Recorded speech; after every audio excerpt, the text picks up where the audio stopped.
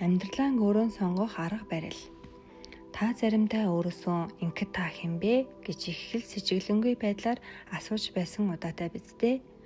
Түүнд би тэрний хүү, охин, мөн ямар нэгэн компани ажилтан, эсвэл ямар нэгэн сургуулийн оюутан гэх мэтээр янз бүрийн хариулт хэлж л байсан байх.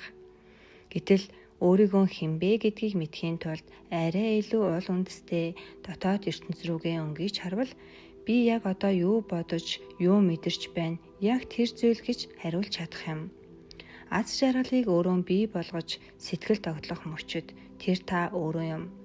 Гутарч сэтгэл санаа тайван бус болж төвчээр алдагдах мөчөд тэр та өөрөө юм. Тиймээс та бол ийм хүн, тийм хүн гэж нэг талыг барьж тодорхойлох боломжгүй юм. Та амьдарч байхдаа товч сонголт хийж байдаг. Та байнга сайн сайхныг бодож аз жаргалыг мэдэрдэггүй, аль эсвэл болж бүтэхгүй муу муухай зүйлийг бодож тайван бус байдлыг мэдэрдэггүй. Энэ хоёроос алийг нь сонгох нь таних. Хүсэж байгаа зүйлээ, хүсэж байгаа амьдралаа зөвхөн та өөрөө нь сонгоно.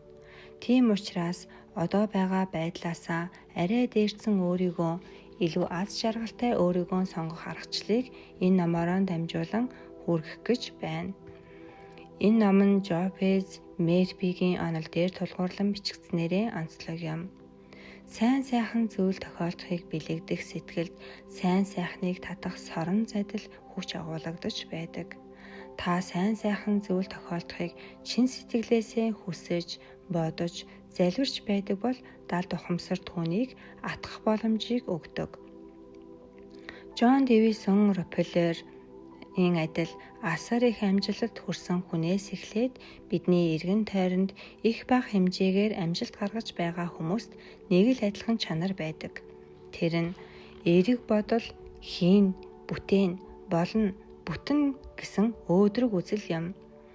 Хүний амьдралын хар бараан тал гэхээсээ илүүтэй гэрэл гэгээтэй талыг харах гэсэн хатуу шиг хандлага юм.